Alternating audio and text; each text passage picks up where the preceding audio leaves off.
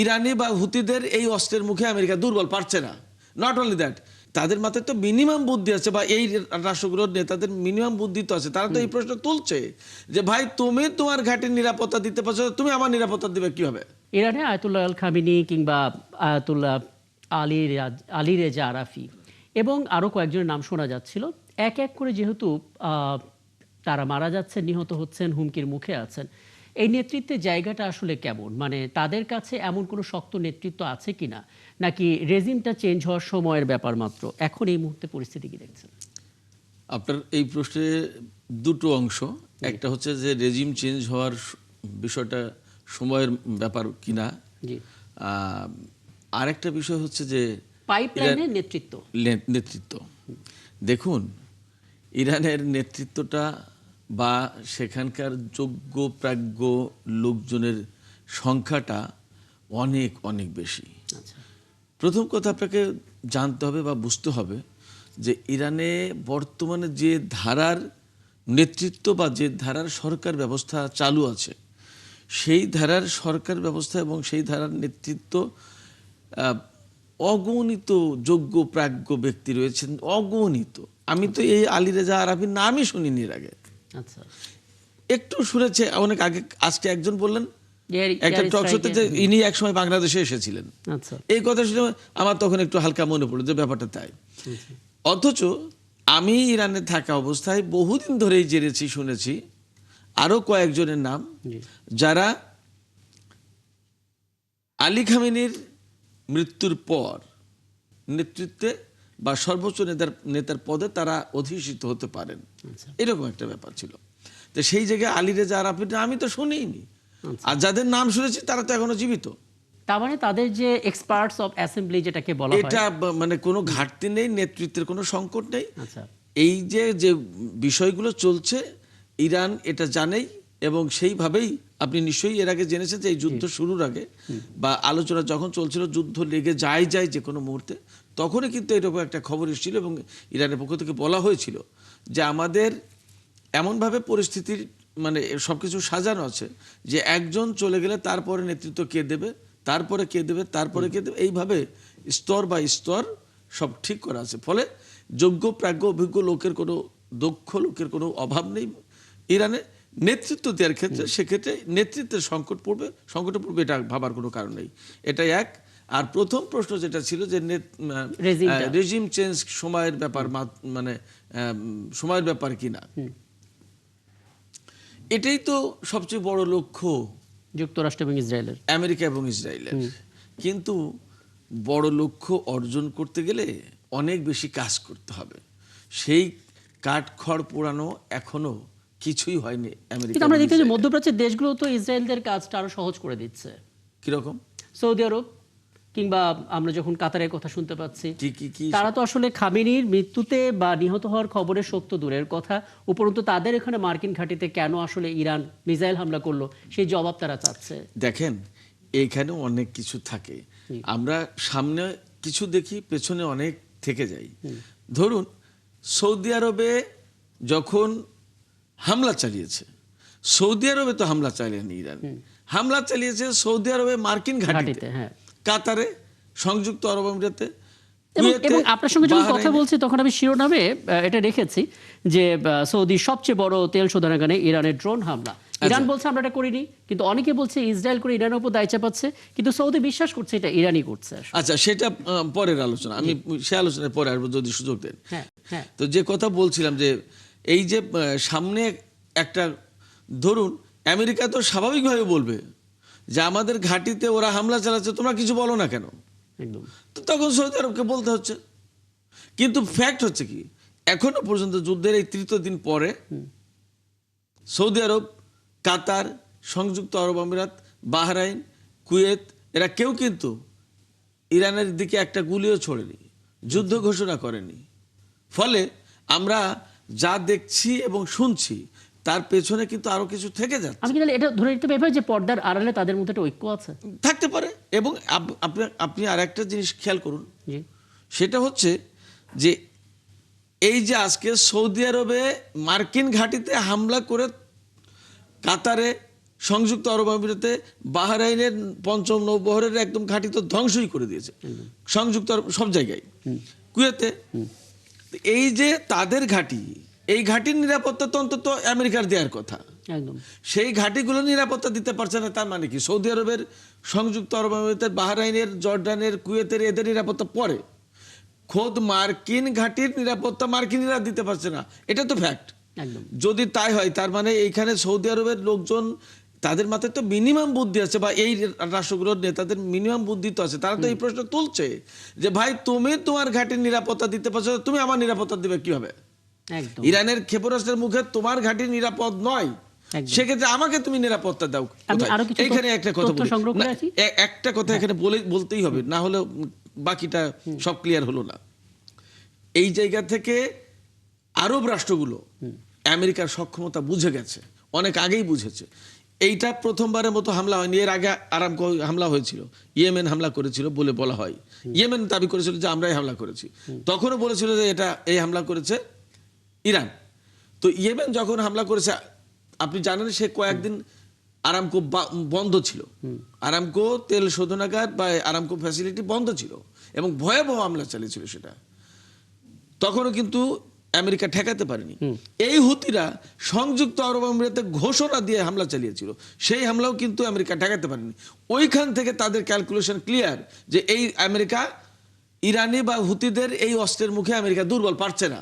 Not only that, ইরাকে আইন আল আসাদ ঘাঁটি 2020 সালে উড়িয়ে দিয়েছিল আমেরিকা, ইরান ক্ষেপণাস্ত্র মেরে, তখন কিন্তু তাদের সেই ঘাঁটি রক্ষা করতে পারে। আসলে যখন আমরা অ্যানালাইসিস করি আমাদের মার্কিন দুর্বলতাগুলো চোখে পড়ে, কিন্তু যখন আমরা সিএনএনটা খুলি তখন আমার কাছে মনে হয় যে আসলে মার্কিনের সেটা আবার আলাদা আলোচনা। শুধু এইটুকু বলে রাখি, পশ্চিমা গণমাধ্যম তাদের সরকারের এজেন্ডা বাস্তবায়নের প্রধান হাতিয়ার। আমি এরপরে যখন আসবো তখন রাশিয়া এবং চীনের সঙ্গে যে পার্টনারশিপের কথা বলা হচ্ছে ইরানের, সেটা কেমন জানার চেষ্টা করব। হ্যাঁ, আমি একটু নয়ন বাঙালি আপনার কাছে আসতে চাই, মানে শুরুতে আপনার চোখ দিয়ে আসলে যুক্তরাষ্ট্রের পরিস্থিতি একটু দেখে নিতে চাই। মানে আমরা টাইমস স্কোয়ারে দেখতে পাচ্ছিলাম যে অনেকে অবস্থান করছিলেন, আমরা প্রতিবাদ হতে দেখছিলাম আয়াতুল্লাহ আল খামেনির মৃত্যুর খবর শুনে। একই সঙ্গে সেখানে প্রবাসী বাংলাদেশি যারা আছে তাদের ছোট ছোট প্রতিক্রিয়া আমরা সোশ্যাল মিডিয়াতে দেখছিলাম। কি দেখছেন আসলে এই মুহূর্তে রাজনৈতিক এবং আমাদের প্রবাসীদের সবার অবস্থান কেমন? ধন্যবাদ ৭১ টিভিকে আমাকে আমন্ত্রণ জানানোর জন্য এবং আপনার মাধ্যমে দর্শক। মূলত আমরা তো ধরেন যুদ্ধ যখন হয়, যুদ্ধ কিন্তু জনগণের সাথে আরেকটি দেশের জনগণের যুদ্ধটা হয় নাকি, যুদ্ধটা হয় অপরকে রাজনৈতিক যুদ্ধ, যেখানে ক্ষমতার দ্বন্দ্ব, যেখানে শক্তির প্রদর্শনের জায়গা রয়েছে, যেখানে এবং যে সার্বিক পরিস্থিতিটা জনগণের সাথে জনগণের কোনো যুদ্ধ নাই। প্রত্যেকটি জনগণ, প্রত্যেকটি রাষ্ট্রের যারা সাধারণ জনগণ, তারা কিন্তু যুদ্ধ চায় না, তারা কিন্তু যুদ্ধমুক্ত একটি সমাজ ব্যবস্থা চায়, অর্থনৈতিক উন্নতি চায়। সেখানে যুদ্ধটা না চাওয়ার ব্যাপারে তাদের একটা ভাবনা খুবই আগে থেকে মাইন্ডসেট থাকে। এবং প্রবলেমটা হয়ে যাচ্ছে যে, যেমন ধরেন আপনি ইসরায়েলের নেতানিয়াহুর নিজস্ব সমস্যা রয়েছে রাজনৈতিক, তার নিজস্ব সমস্যা, ডোনাল্ড ট্রাম্পের নিজস্ব সমস্যা রয়েছে রাজনৈতিক, এপস্টাইনের ঘটনার পর তারপরে সার্বিক যে পরিস্থিতি, নেতৃত্বের মধ্যে কিছু টেন্ডেন্সি কাজ করে, সাইকোলজিক্যাল টেন্ডেন্সি, পুরো মানুষের দৃষ্টিভঙ্গি, মানুষের চিন্তার জায়গাটা পরিবর্তন করার একটা চেষ্টা করে। এবং সেটা হচ্ছে একটা এমন ধরনের টুলস নিয়ে, এমন একটা উইপেন নিয়ে তারা খেলতে চায়, যে খেলাটা তারা চিন্তা করে যে মানুষ এখন দেখা যাচ্ছে তার কেলেঙ্কারি, তার মধ্যবর্তী নির্বাচন কিংবা তার যে রাজনৈতিক যে অবস্থা, সে অবস্থার চিন্তাটা মানুষ যাতে ঘুরে এখন এই যে ইরানের যুদ্ধের ব্যবস্থা, সেদিকে যাতে মানুষের চোখটা, নজরটা চলে যায়। কারণ আপনি জানেন যে যুদ্ধ, অনেকেই ভাবছিলাম যে আমরা আসলে যুদ্ধ, এটা হয়তো আওয়াজ হচ্ছে, যে অনেক বড় ধরনের আওয়াজ হচ্ছে, যে আওয়াজটা আদৌ সত্য হবে কিনা। এমনকি আপনি ওয়াশিংটন পোস্টের মতন একটি বড় পত্রিকাতেও তারা বলার চেষ্টা করেছিল যে, আপনি জানেন প্রায় 16-17টি একটি গোয়েন্দা সংস্থা আমেরিকাতে কাজ করে, তাদের প্রধান যে তুলসী গ্যাবার্ড, তাকেও দায়িত্ব দেওয়া হয়েছিল যে ইরানের ব্যাপারে বলার জন্য, যে ইরান আসলে কি করতে পারবে। এবং সে 4-5 মাস তার টিম, তার লোকবল নিয়ে পর্যবেক্ষণ করে, গবেষণা করে, সে যে রিপোর্টটি দিয়েছিল যে না, ইরান আসলে আগামী 10 বছরের মধ্যে আমেরিকার বা কোথাও কোনো ক্ষয়ক্ষতি করতে পারবে না এবং করবে না, তাদের কোনো সে ধরনের ইচ্ছাও নাই।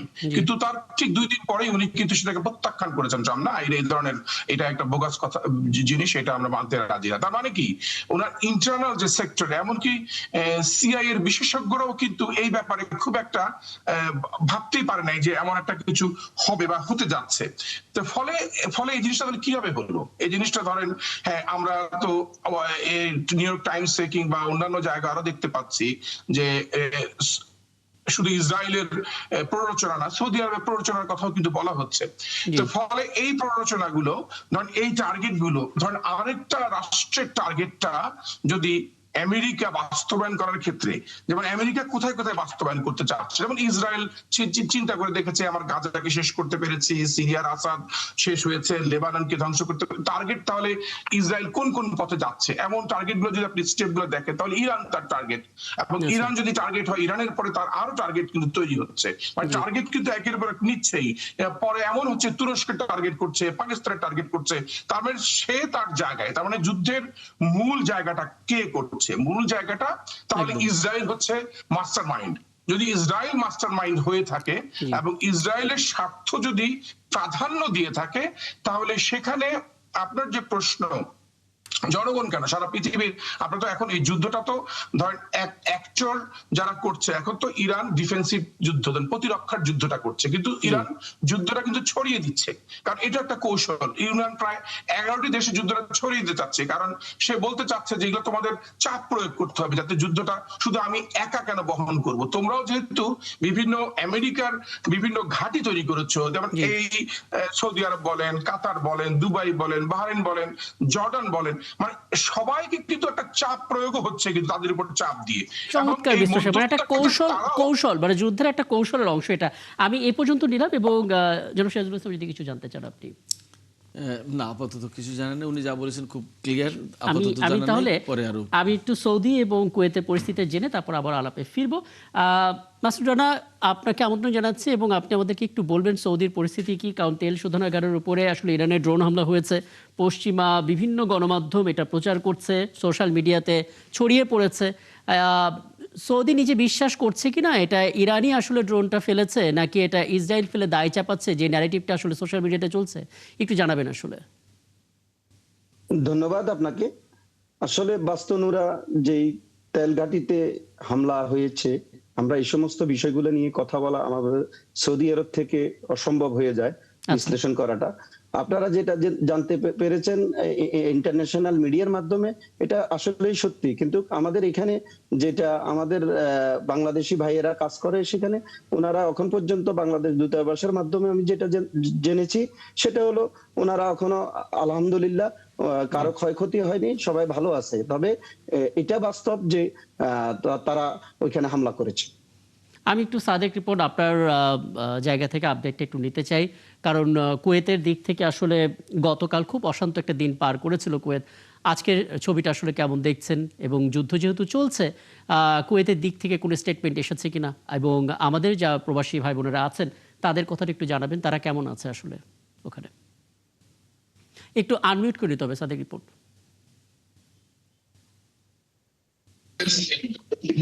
জি, গতকাল মধ্যরাত থেকে যখনই হামলা করে, তখন কুয়েতের বিমান বাহিনী এটা প্রতিহত করে, এবং আবার দেখা গেছে তখন থেকে রাত থেকে কিন্তু সতর্কতা সাইলেন্স দিতেছে কুয়েত গভর্নমেন্ট। সতর্কতা সাইলেন্সের মূল উদ্দেশ্য হলো যাতে স্থানীয় নাগরিক এবং প্রবাসীরা যাতে নিরাপদ স্থানে থাকেন, যাতে ঘরের বাইরে বের না হন। এর কিন্তু আবার দেখা গেছে আবার দুপুরে সকালে 7টার দিকে এবং দুপুরের দিকে কিন্তু একাধিকবার হামলা হয়েছে। আমরা যেটা শব্দ শুনেছি আমাদের এখান থেকে, গত 2 দিন আগে ছিল না, কিন্তু গতকাল ছিল, আবার দুপুরে শুনছি। তো এই হামলার কারণে কিন্তু প্রবাসীদের মধ্যে এখন একটা মানে আতঙ্ক বা উদ্বেগ উৎকণ্ঠা দেখা দিয়েছে, আসলে কি হইতেছে। কারণ আগে যেহেতু এগুলো প্রথম দিক থেকে এটা কুয়েতে জাহারা অঞ্চলে হয়েছে, এরপরে পরের হামলাটা এরপরে হয়েছে, কিন্তু এর বাইরে তেমন হয় নাই। কিন্তু গতকাল কয়েকটা জায়গায় বিকট শব্দ শোনা গেছে। তো আবার কিছুক্ষণ আগে আমরা স্থানীয় গণমাধ্যম সূত্রে জানতে পারলাম কুয়েতের কয়েকজন প্রবাসীকে অ্যারেস্ট করেছে, এটা বিভিন্ন দেশের। তো কে কোন দেশের ওটা বলে নাই। তার কারণ আমরা বারবার আমি সংবাদে বলে আসছি, বা কুয়েত গভর্নমেন্টও বারবার সতর্কবার্তা দিতেছে, এবং দূতাবাসের ফেস থেকেও বারবার সতর্ক করা হচ্ছে প্রবাসীদেরকে, যেহেতু এটা অভ্যন্তরীণ আঞ্চলিক একটা ইস্যু। প্রবাসীরা যাতে এই ইস্যু গুলো নিয়ে সামাজিক যোগাযোগ মাধ্যমে পোস্ট না করে, ভিডিও না করে, লাইভ না করে। কিন্তু এটা আজকে কিছুক্ষণ আগেই আমরা স্থানীয় গণমাধ্যম সূত্রে জানতে পারলাম যে অনেকে কয়েকজন প্রবাসীকে অ্যারেস্ট করেছে, শুধু তারা ওই যে কন্টেন্ট তৈরি করছে, লাইভ করছে, আর এটা মিথ্যা এটা অনেক তথ্য বড় খবর ছড়ানোর কিন্তু, দায়ে মানে তাদেরকে আসলে arrest করছে। সেখানে যারা আছেন সাধারণ মানুষ, তারা যে আসলে কোনো ছবি ভিজুয়ালস দিয়ে কোনো তথ্য জানাতে পারবে না, এটা সত্যিকার অর্থে একটা শঙ্কার কথা। অনেক ধন্যবাদ মাসুদ রানা এবং সাদেক রিপন। নিশ্চয়ই নতুন কোনো আপডেট হলে তাৎক্ষণিকভাবে আপনাদের কাছ থেকে আমরা যুক্ত হয়ে যাব এবং সেই তথ্যগুলো হয়তো জানতে পারবো। ধন্যবাদ সময়টা দেওয়ার জন্য। আমি একটু মোহাম্মদ আশরাফুজ্জামান, আপনি শুনলেন আমাদের বিভিন্ন পর্যায়ে বিভিন্ন দিক থেকে আলোচনার একটা অংশ। নয়ন বাঙালি যে পয়েন্টটা বলেছেন সেটা সত্যিকার অর্থে একটা বড় আলোচনার জায়গা রাখে, কারণ ইরান আসলে যেটা করছে পরিস্থিতিটাকে চারপাশে প্রভাব বলয়ের মধ্যে আনছে, আশপাশের দেশগুলোকে এই বার্তাটা দিচ্ছে যে এই হামলাটা কতটা ভোগাবে তোমাদেরকে, অতএব তোমরাও একটা চাপ তৈরি করো। আপনি আপনার জায়গা থেকে একটা বিশ্লেষণ দিচ্ছিলেন রাশিয়া এবং চীনের অবস্থানটা। মধ্যপ্রাচ্যের অন্যান্য দেশ যেগুলো আছে, যাদেরকে আমরা যুক্তরাষ্ট্রের খুব কাছাকাছি থাকতে দেখি, মিত্র দেশ হিসেবে আমরা চিনি, কখনো সৌদির কথা, কখনো আরব আমিরাত কথা, কখনো কুয়েত বা কাতারের কথা, কি বলবেন? তারা কি আসলে পর্দার আড়াল থেকে বের হয়ে কখনো ইরানের এই পরিস্থিতিতে পাশে দাঁড়াবে কিনা, অন্তত এই ব্যাপারটা তারা ফিল করছে কিনা যে হ্যাঁ যুদ্ধের প্রভাবটা খারাপ হচ্ছে? প্রথমত হচ্ছে ওরা কেউ যুদ্ধ চায় বলে আমার কাছে মনে হয় না, কিন্তু ঘটনা হচ্ছে যে পরিস্থিতির কারণে তাদের ওই মানে অনেক কিছু হজম করতে হয়।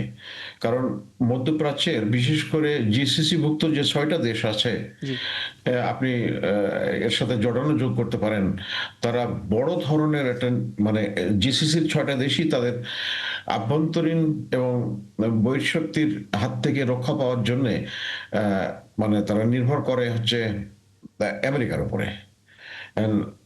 আমেরিকার উপর নির্ভর করতে গিয়ে ইসরায়েল ট্রাম্পের